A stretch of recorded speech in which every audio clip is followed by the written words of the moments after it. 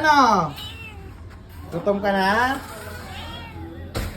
Gutom na ikaw? Gutom na? Wait lang. Oh, hindi yan ikaw. Ikaw yan. Oh, sino yan? Sino yan? Mia!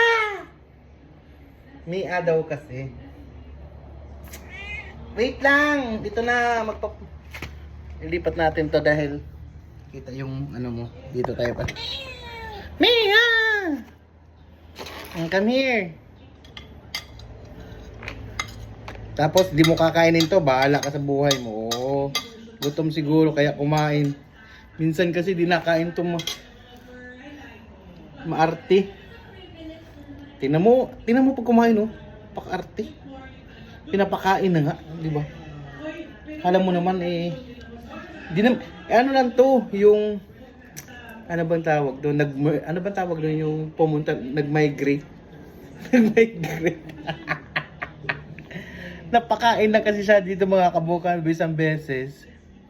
Ano na, dito na siya bumabalik. Which is di namin to, basta pumunta na dito, pinakain ko lang isang beses. Tapos yun na, pabalik-balik na siya dito.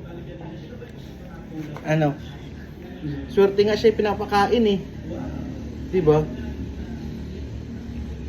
Tapos minsan pa pag pinakain mo ng ayaw niya yung may suka. Tinan mo naman pag kumain, tinan mo, arte-arte. Tinan mo, pinipili lang niya, tinan mo.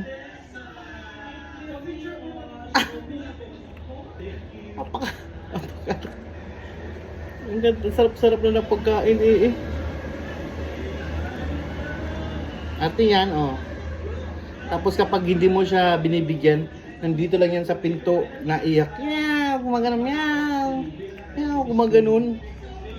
Tapos hindi kaya pag nasa labas, lumalabas ako.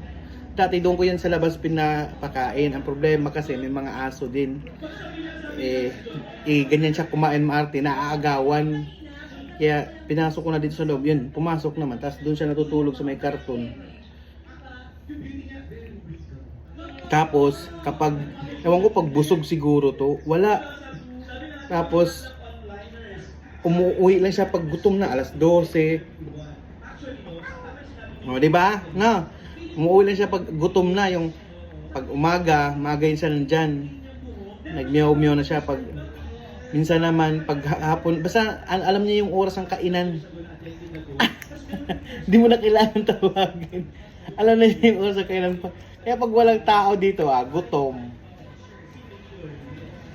Kaya minsan, pag kain ako sa labas, dinadalan ko siya mga buto. Kasi alam ko, andyan na yan siya sa hagdanan nakatambay.